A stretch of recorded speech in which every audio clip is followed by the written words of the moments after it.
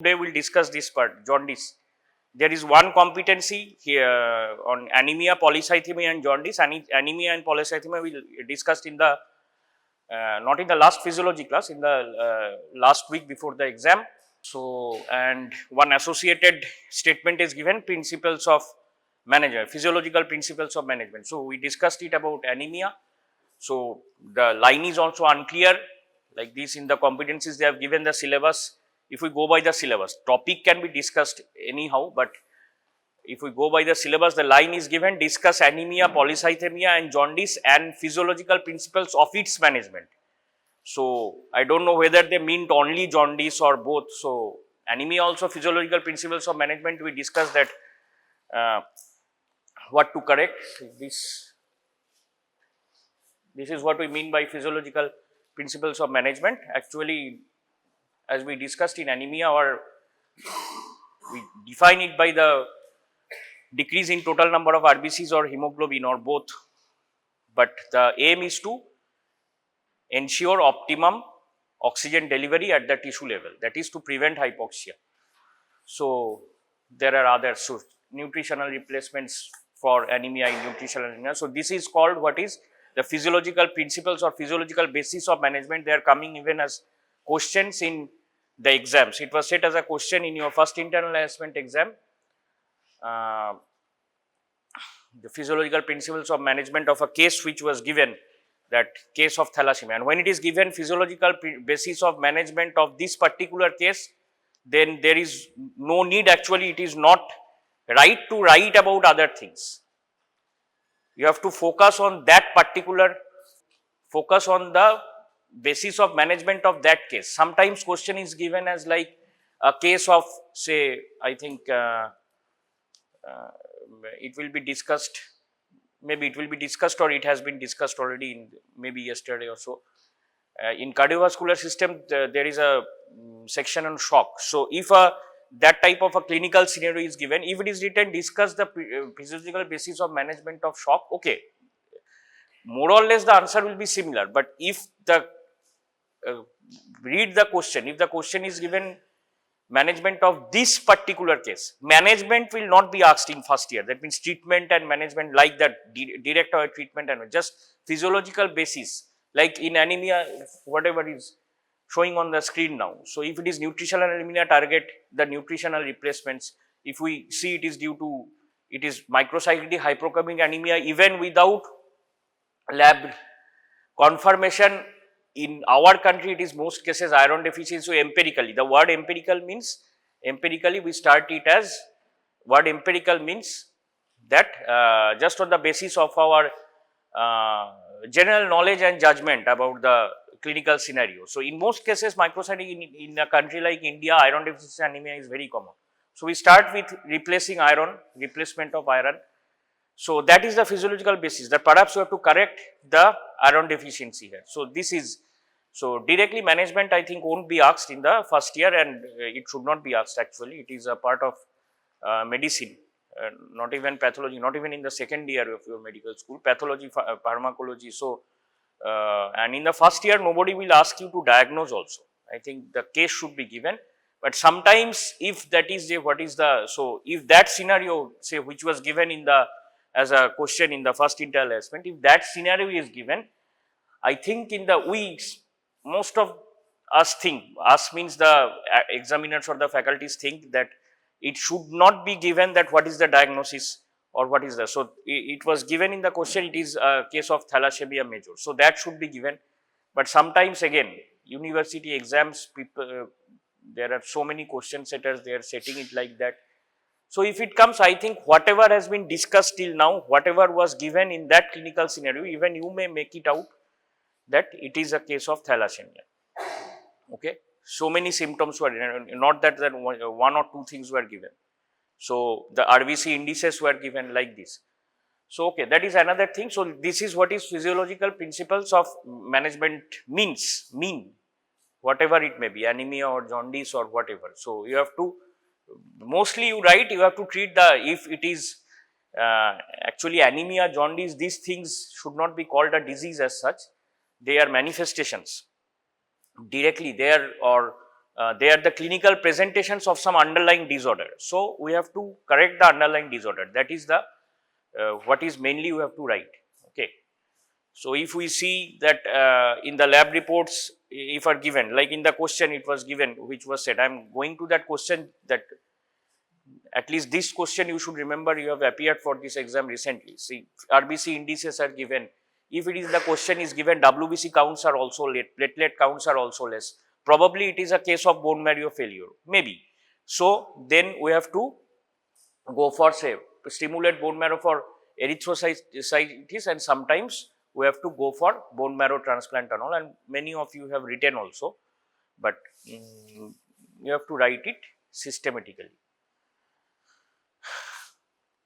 Okay, so jaundice, as you already know by now, because we have discussed in the clinical classes what is jaundice. That is, it is yellowish discoloration of the skin or mucous membrane.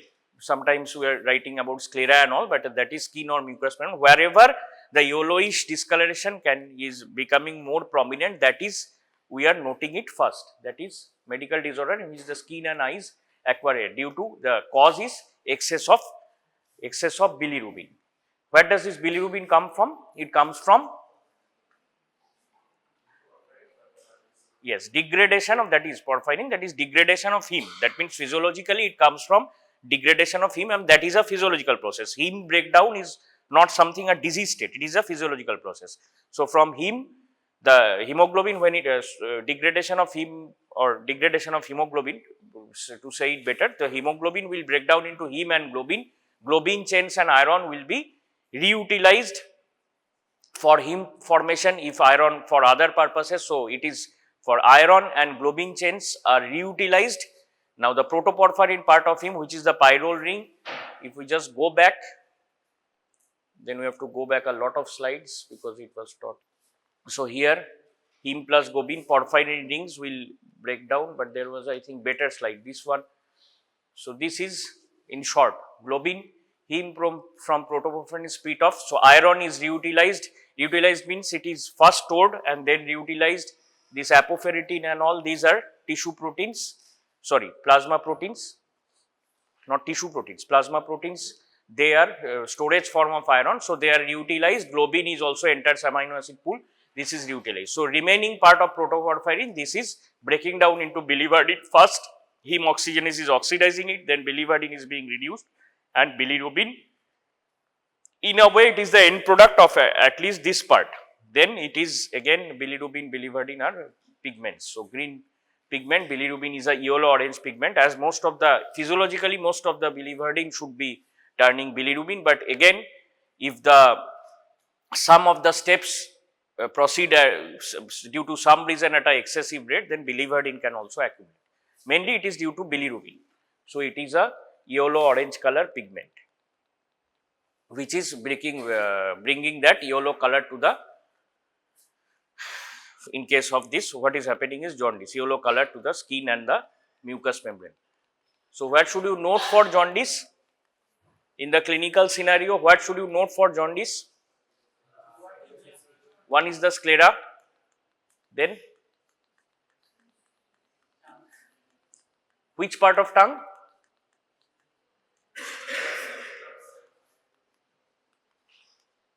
Dorsum. What is dorsum? It should be at the tip of the tongue. Tip of the tongue means if you have to think so much for telling these simple things, one is sclera, one is general skin, okay, but sclera and under surface of the tongue, these should be at the tip of the tongue. So jaundice, and this is this yellowish pigment. So first to note, we note the sclera, tip of the tongue. If it proceeds to, that means the bilirubin levels become higher, and here probably it will be prominent in all over the exterior, all parts of the skin, but at least in the initial stages. So if we define it, it is above 2 mg% of bilirubin. By the lab reports, if it is giving above 2 mg% of bilirubin, that is concurrent with these clinical manifestations, that yellowish skin. So first areas where it will be prominent is the sclera or the undersurface of the tongue. So it can occur due to So many reasons. So for that we have to understand, I think you already understand, some part has been discussed in the GI system, that how is who is producing which is the source of bile, the liver. So these pigments are present in the bile, then it stored in the gallbladder, going through the bile ducts. Has abdomen, it has been started in anatomy. So the anatomical structure of the biliary tract you will be coming to know. So that is, it will be passing to the intestines ultimately. For bile is for emulsification of fat, that is not the bile pigments but the bile salts or the bile acids. So if there is a obstruction in that duct, then there is backflow. So that cause, if the liver cannot, so the bilirubin metabolism, how it works, bilirubin metabolism. So you should know these things by now. Bilirubin is conjugated, unconjugated forms. First it is bound to albumin. Is the bound form to albumin is conjugated form or unconjugated? Unconjugated form. So conjugated it with glucuronic acid. Conjugation is with glucuronic acid. Not that conjugation does not mean the combination with albumin. That is just albumin carries the protein. One of the various functions of albumin. Albumin is the major plasma protein. One of the various functions of albumin is binding to this bilirubin. So this bilirubin bound to albumin is also unconjugated form. So if somehow there is liver disease, the capacity of conjugation has exceeded. Bilirubin is formed at, red blood cells are breaking down, bilirubin is formed at such a rate that liver cannot process it, the liver cannot process it at first as it should. I am saying this, in this case it is a case of a healthy liver or an unhealthy liver which is not being able to handle normal amounts of bilirubin which has come from the normal breakdown of RBCs. So both. So one is jaundice, the first one is jaundice not due to the cause of the liver. That means the liver is not diseased, but the breaking down, the formation of bilirubin is such at a faster rate. It is called pre-hepatic or hemolytic jaundice.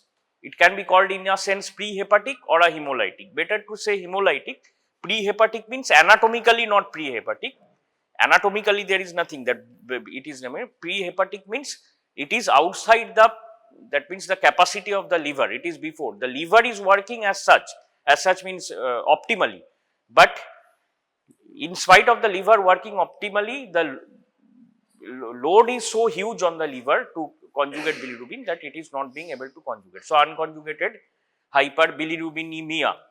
Bilirubinemia, wherever we get the word emia, you should know it by now that it means the levels in the blood. So on hyper, increase in the levels in the blood, so it is unconjugated bilirubin.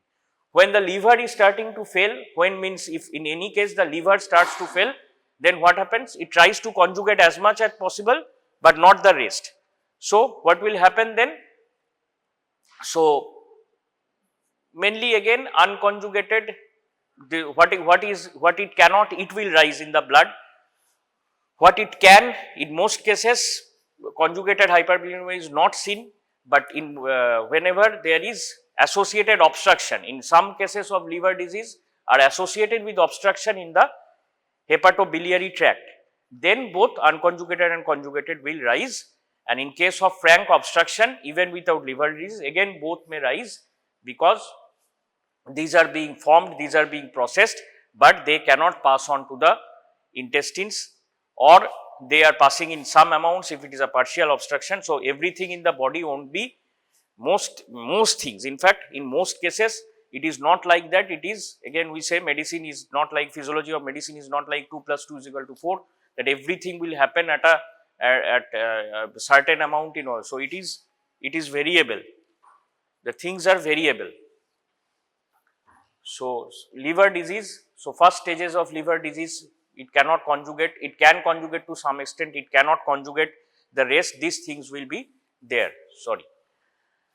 So again it is again the same definition, but if we speak in say moles and 50 micromoles, this is given in some textbooks or some text, that detectable clinically actually 3 milligram per deciliter.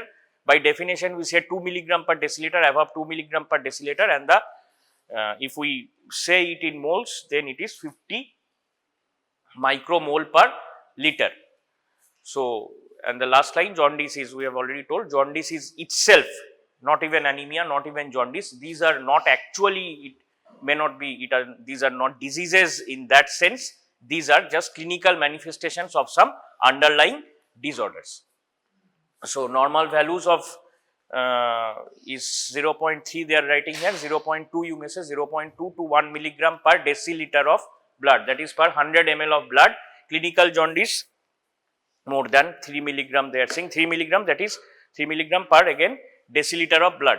So, here also they should mention 100 ml. So, deciliter of blood, and below 3 milligram, say 2 to 3 milligram was the term latent jaundice. Again, latent jaundice, how to understand something, the clinical manifestations, jaundice is a clinical manifestation. So, I do not know what they are meaning by latent jaundice as such. It is like the just the maybe the skin and the sclera or the skin have initially started to show the yellowish discoloration, but if it is greater than 3, there will be clinical manifestations. Less than 6 may be mild, like in case of anemia we have said, say 10 to 12 is mild, below 10, below 8 to 10, then below 8 it is severe, mild, moderate, severe, like that, mild, moderate, severe. Greater than 15 milligram per deciliter is severe. It will be, say, seen very, just by looking at, just by inspection, whole of the skin. Even if this only the face is exposed, the skin of the face will show. So, that is severe jaundice. So, in case of, just we spoke, so this is the what is happening, we have already discussed. So, it can be causes in the adults, causes in the adults, whatever.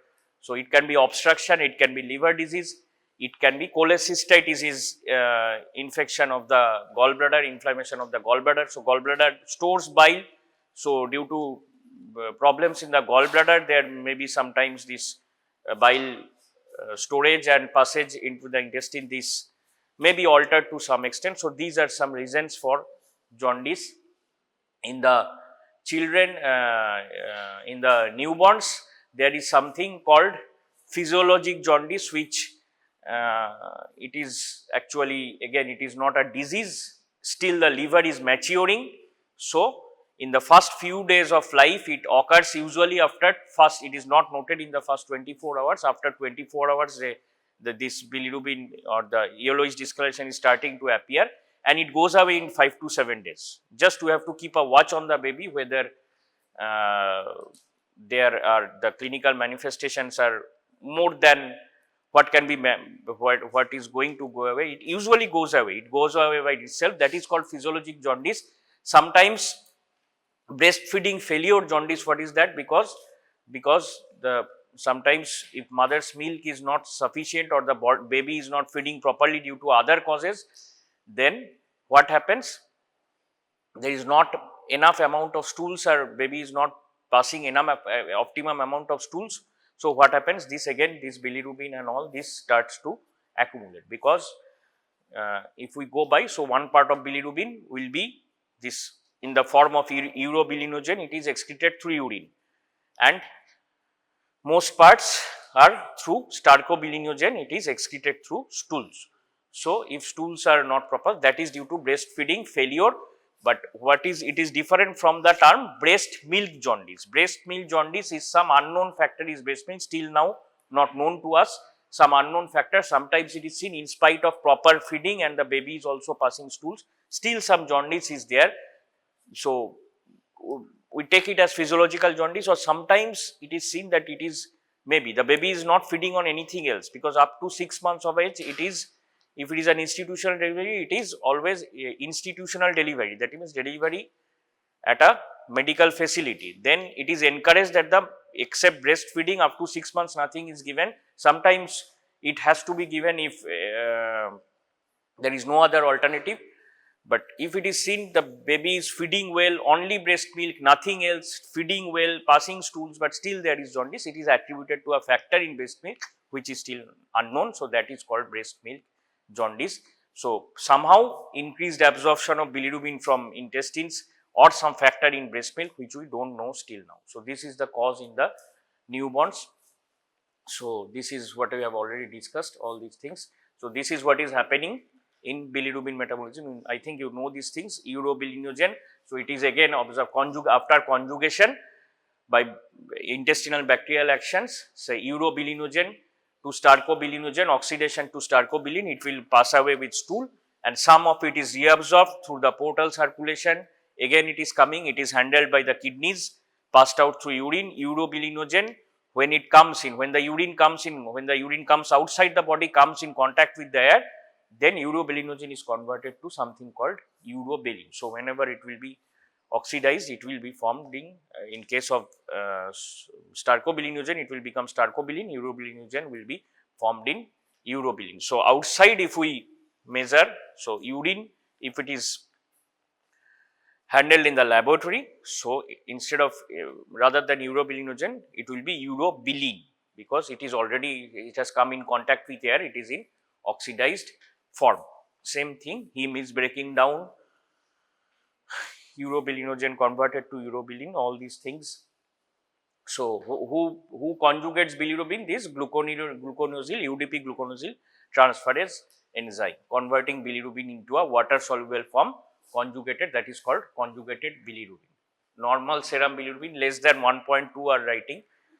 So some texts write differently, but it is 0.2 or 0.3 to 1 milligram per deciliter. So this is just showing what is the difference between unconjugated and conjugated bilirubin. Again, this is also the same thing. So this transport and uronyl glucoronate transferase these enzymes, how is conjugation of bilirubin occurring and how is bilirubin going out of the body, same thing. These three are just in different forms, in picture form. So same thing, if you have to write about the metabolism or the handling of bilirubin by the body, if there is a question on handling of bilirubin by the body, I think you have to describe it like this. Okay. So jaundice can be, again we have just mentioned this thing, it can be due to excess RBC breakdown or due to liver disease or due to obstruction in the bilirubin tract, sometimes a combination of more. So we have to consider sometimes a combination of, if you say that there is some disease which is causing hemolysis, also liver failure, so that can happen, but we have to first concentrate on whether it is due to one particular cause or one set of cause. So if we say that okay, all these things are deranged, maybe there is obstruction plus the liver is not being able to handle properly, plus there is hemolysis due to some cause. So all these so that can be, but probably in many cases it is due to one cause, or in some it is seen bile obstruction in the biliary tract is associated with liver diseases also. So again, liver disease does not mean it is complete liver disease, it is, say, partially the liver is being able to conjugate to some extent, but not being able to conjugate the rest. This is again pre-hepatic jaundice, hemolytic, or what we are better to call hemolytic jaundice. So liver, we are considering the liver is normal, liver is being able to perform its functions, but the load on it is huge. So what will happen?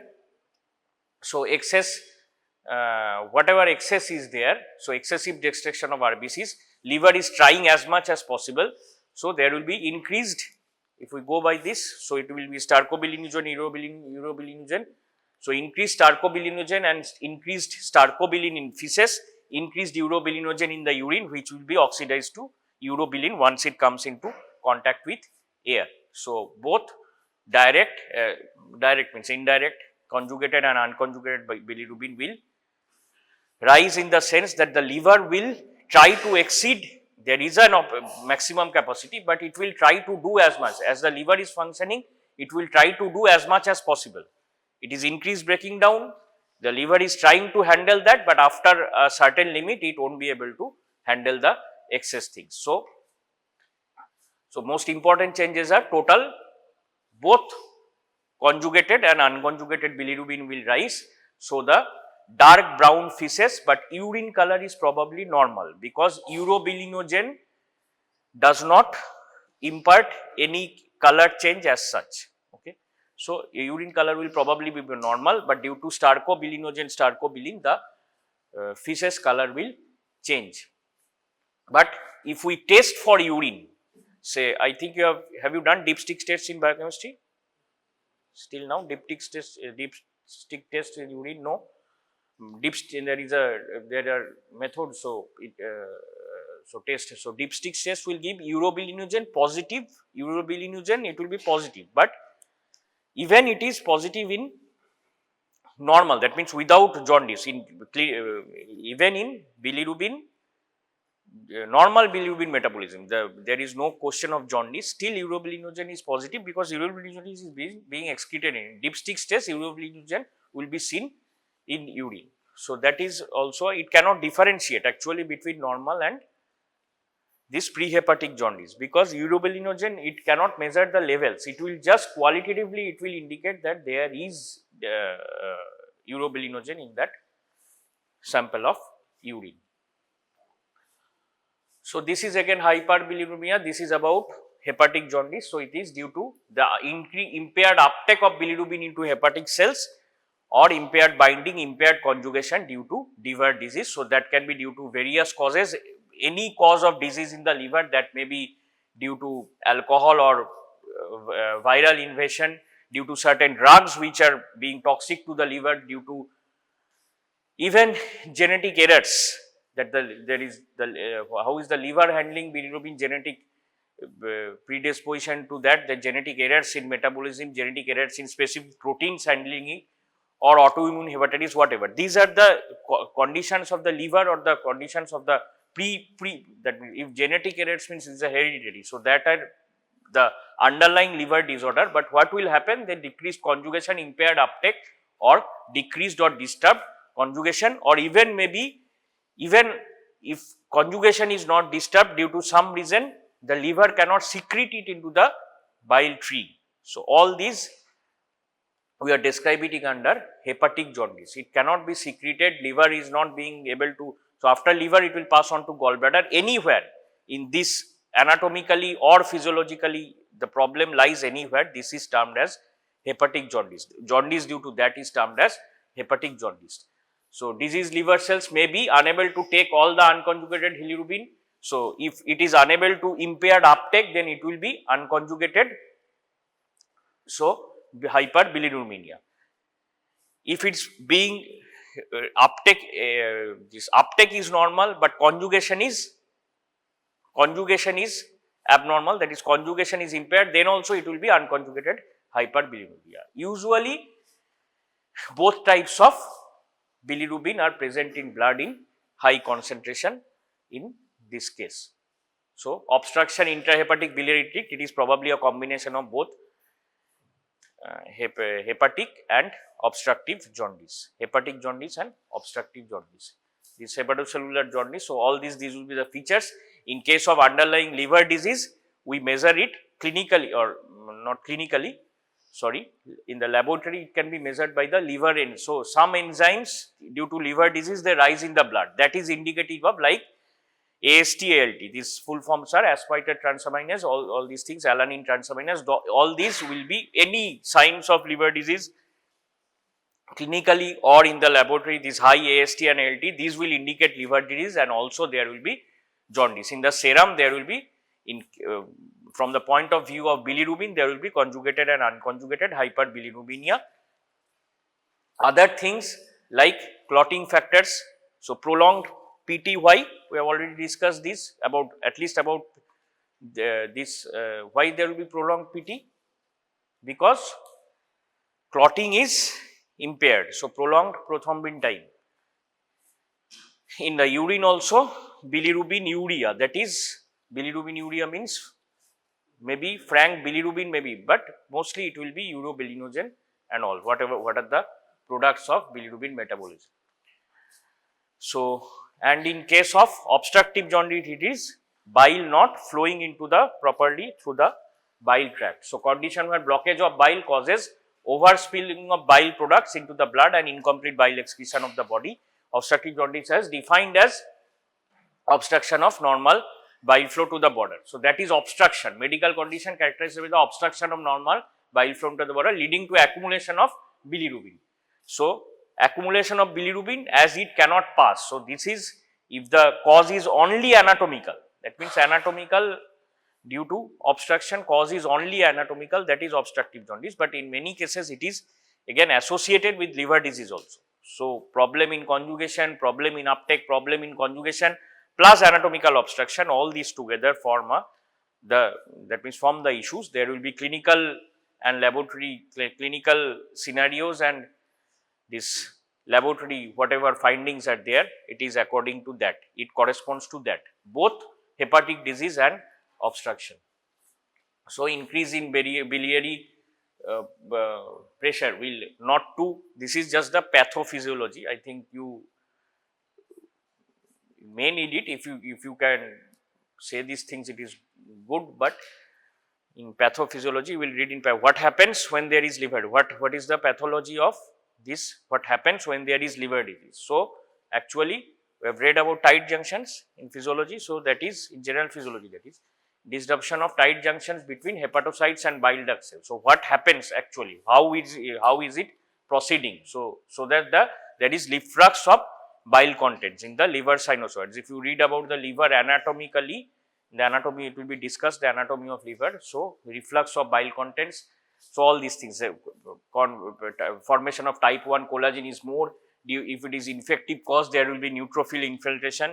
I think you know neutrophil handles this, although we have not discussed immunity, neutrophilia occurs in infections. So, there will be neutrophil infiltration and all, increased fibrinogenesis and all these things. So, this is the pathophysiology. At least, even if not this, you have to say about that it is obstruction plus hepatic disease in many cases, or only anatomical obstruction, the corresponding at least the rise in conjugated or unconjugated bilirubin will be according to that. At least this much you have to know, and these are the, when you will read in pathology, first about anatomy of liver, then in pathology about what happens in liver disease, you will come to know all these things, what this happens.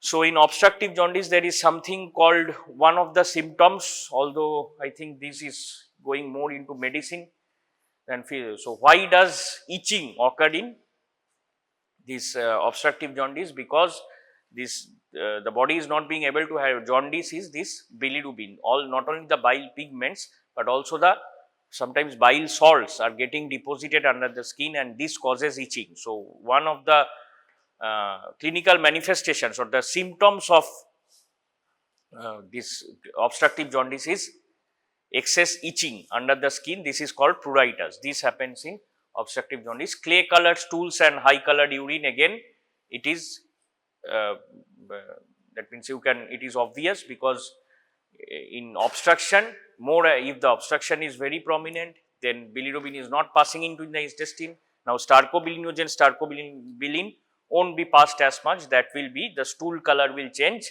and urine is high colored urine, because that bilirubin is passing on to the blood. So, even not only unconjugated, conjugated bilirubin which is soluble diffuses and is filtered by kidney, that causes the change in urine color, but stool colors are also changing in the sense that stercobilin not passing. So, stool colors become now clay colored feces or pale colored feces, stools devoid of yellow color. So, this is not very is visible. Why dark urine and why pale stools? Just now what we told, this is written. Why dark urine? So, explain why type of question. There is dark urine and pale stools are seen in obstructive jaundice, or pale stools only, dark urine is seen in obstructive jaundice. So, reasoning type of question. Now, there it was, this time it was set as 5 marks. I just again went through the previous year's MBBS question paper. I have not seen the question paper right now today. Yesterday there was an exam, okay, the this February March exam is going on. So, yesterday there was a physiology, but I have not seen the question till now, okay. So, the exam which happened in October, November. So, reasoning type of questions they have just changed to 3 marks. Earlier it was 4 or 5 marks, now they have changed to 3 marks. In the final you will get reasoning type of questions in as 3 marks question. I think they won't change it so that means so fast again up to your exam at least. So, that is 5 marks. Why dark urine and pale stool in obstructive jaundice? Stool color again in the different types of jaundice. Stool color, increased sarcobilirubin, excess hemolysis, ultimately excess sarcobilirubin in stools. So, the stool color is dark brown. In hepatic jaundice, okay, it is this is about stool color only. It is decreased bile formation, so mildly pale. Okay, in hepatic jaundice, so I don't know why they have written separately. So it may be a combination of hepatic and obstructive. So like that, why you are laughing? What is the reason to laugh? So if the decreased bile formation not absent or the bile cannot reach the intestine partially at least, then it will be normal color or maybe mildly pale. But in obstructive jaundice, it is clay colored stools because bile cannot reach intestine. It is very prominent obstruction. So starcobilinogen absent in stool. What we told about dipstick urine analysis, urobilinogen will be positive even in normal cases, because in normal case there is no jaundice, 0.2 to 1 milligram. So bilirubin is converted to bilirubin, that is physiologically. So in dipstick analysis, urobilinogen will be positive. But hemolytic disease, you can check with your biochemistry faculties whether increased urobilinogen can be picked up by dipstick if there is any color change. I don't know at this point, so you can check with your so it will be positive obviously, because urobilinogen, if it is formed in normal cases or in whether urobilinogen is increased, dipstick will pick up that. But whether these increased levels can be picked up by dipstick if there is any change, I am not sure of that. But it will be obviously be increased in hemolytic disease. In biliary obstruction, these will be decreased. Urobilinogen will be decreased because most of this is not passing, it is not passing to the intestines. So it is not, no question of again passing into portal circulation also. So first it has to pass to intestine. So if it is about the anatomical obstruction of biliary tract, so urobilinogen probably negative or maybe decreased, at least decreased.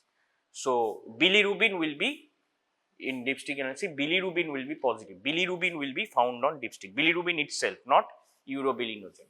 In hepatic disease also. So again, these things already discussed: urine color, stool colored, what types of bilirubin will be increased and decreased in blood. This is the about that. So just as a chart.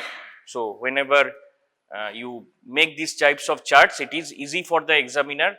If you find the correct, write the correct thing, then it is not necessary to write so many lines. So just make this chart, and remember, if the examiner, that means at least the examiner's job is also to see whether you have answered to the point.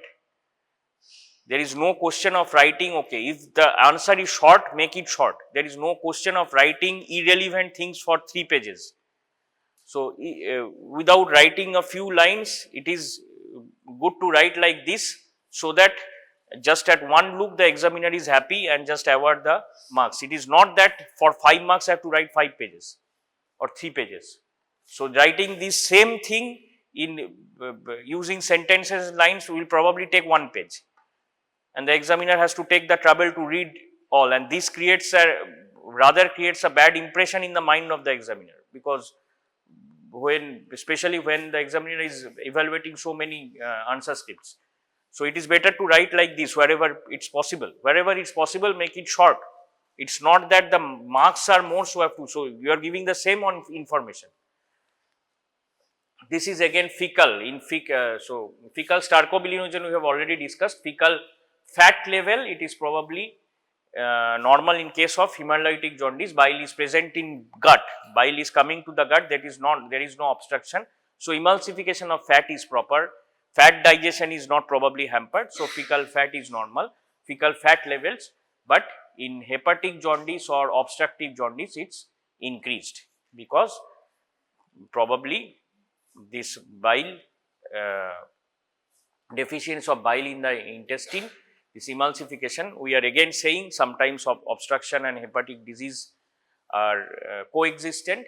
So if emulsification of fat is not proper due to less amount of bile, then liver function is impaired, there is obstruction, so there will be fecal fat levels will be increasing. that is fat digestion is not proper. All these things again we have discussed, what happens when pre-hepatic jaundice, hepatic jaundice and post-hepatic jaundice. If it is given, compare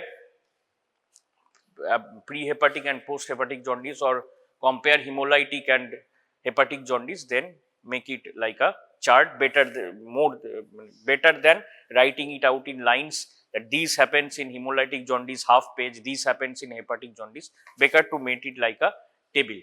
So mainly what type of bilirubin rises? Just for hepatic jaundice, just you pre-hepatic jaundice, you may add that hemolysis is occurring. So hemoglobin levels will also drop. That is obviously not clinical, that is hemoglobin. If hemoglobin is measured in the lab, again hemoglobin levels will be lower than normal. In pre-hepatic jaundice, raised liver enzymes as we told, and in post-hepatic jaundice, this is increase in conjugated bilirubin. More of what are the lab findings and all, this is more of medicine. So, we will again study in medicine, but at least whatever you know, make it a chart. If it is comparison, in comparison or type of questions, don't try to make a chart, compare between this and this, try to make a table or a chart. Don't write it out like for 1 to 2 pages, just description. It does not create a very good impression on the mind of the examiner. We discussed about this during discussing about RH factor, RH factor in pregnancy, the importance of RH factor in pregnancy. So, icterus gravis neonatorum, that is very severe jaundice. So, that is pathological due to excess hemolysis, but icterus neonatorum, just without the word gravis, it is just what we just discussed as physiological jaundice. It appears after 24 hours of life, probably in the between the 2nd and 5th day, and it goes away by itself. Serum bilirubin levels are usually between say 10-12 maximum milligram per deciliter, not more than 15 milligram per deciliter. So, if it appears from the 2nd day onwards, not on the 1st day, so we most probably it is physiological jaundice, which will go away by itself.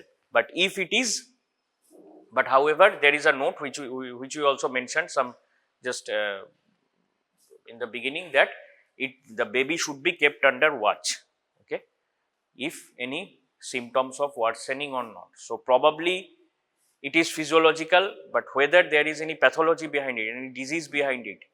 Physiological what? Due to immaturity of the liver, still the liver is maturing, it is not being able to handle, but still you have to keep a watch on the baby. But pathological is if it is already, so hemolysis is occurring, like in which we already know, that is in case of this second baby of an RH negative mother, which we had not known that the first baby. So, these things usually do not happen in the actual scenario these days. These are carefully watched for. The first baby is RH positive, immediately the mother is injected with this Rogam. Rogam is a so that is RH, so that the RH antibodies are, whatever antibodies may have been formed, anti-RH antibodies, those may be neutralized and all usually. But if happens, this is appears within 24 hours of age, already hemolysis has started occurring. By 1 day it becomes more than 5 milligram per deciliter, by the 2nd day maybe 10 milligram, and levels exceed 50 milligram per deciliter, 2-3 days, and these have to be that means distinguished from physiological jaundice, which usually appears from the 2nd day, okay. And the stool color, urine color, whatever urine, so the baby, whatever the baby's these clothing materials, they become starting yellow, because they are usually white clothings are used on a newborn baby, so they become starting yellow. We have already discussed about breastfeeding failure jaundice, breast milk jaundice. So, breast milk jaundice due to unknown factor, breastfeeding failure jaundice due to intestinal, that is stools are not passing properly due to the baby not feeding, and bilirubin is getting, again what is the cause of laughing? So, so the bilirubin is getting deposited in the body, but in case of breast milk jaundice, either there is some unknown factor and it will be picked up by it will be picked up by breastfeeding failure jaundice. As the baby is not breastfeeding, there may be signs of dehydration in the baby. Signs of dehydration you will read in pediatrics, like the skin tone will change. Okay, so all these things. So that you will read in pediatrics. There will be signs of dehydration in the baby. That is, the dehydration means water levels, dehydration. So signs of the body is becoming, the body is drying up. That is dehydration in short. So signs of dehydration will be there.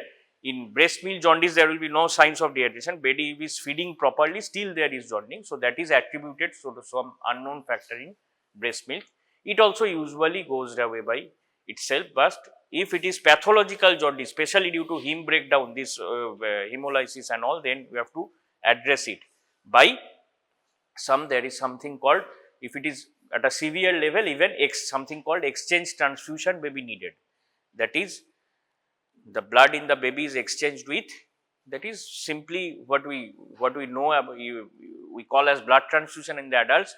This blood, the what we may say in layman's term, the bad blood is taken out of the body and blood from donor's blood is introduced into the body. So exchange transfusion, that is, it is the bad blood is exchanged for good blood, that is exchange transfusion.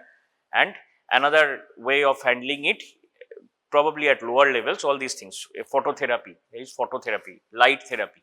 So phototherapy, exchange transfusion, you will read more about this in pediatrics. So that is the way to manage pathological jaundice. So these are the physiological, again, basis of management of jaundice, mainly treating the underlying cause. We have to pick up whether it is hemolysis or it is hepatic cause or it is obstruction. So we have to treat. In case of obstruction, sometimes not, in many cases surgical intervention is needed. In liver disease, medical intervention, as well as if there is some cause which has to be treated surgically, surgical intervention may be needed. In hemolysis, to address the cause of hemolysis, like say if it is an autoimmune hemolysis, then whether immunoglobulins can work there. In if it is autoimmune, means again the body is identifying its own material as foreign material. So that is autoimmune. In diseases like malaria, if there is hemolysis, so that has to be addressed, treatment for malaria. So this specifically in jaundice, physiological principles of management address the underlying cause, so that yellowish discoloration will subside. That is just the going away of symptom. If we treat the underlying disorder, bilirubins will decrease, the yellowish discoloration will go on. So that is treat. So in jaundice, the gist is treat the underlying cause, physiological principles of management. But if it is given as a 2 or 3 marks, say question of a sub part of a long question, or wherever you get to write this, you have to write some lines. So the gist is treatment of the underlying cause. And in case of neonatal jaundice, this frequent feeds, phototherapy, exchange transfusion may be needed, but that is again about the treatment part. That is probably, I have written it here, but that is not probably physiological, the basis of the management. That is what is the actual management. Monitoring of bilirubin levels, monitoring of other parameters like hydration. This has to be done as a part of the management.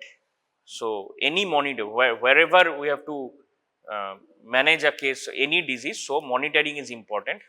So we may write about monitoring, but the gist is treatment of the underlying cause, physiological principles of management of jaundice. So probably except immunity part, there is one section on immunity inside hematology. It can be discussed as a separate chapter also. So hematology, the section on hematology is complete. We will discuss immunity. So let's see how we can proceed. And after this, we have to start with the endocrine system. CVS is also almost complete. So after this, we will start with the endocrine system.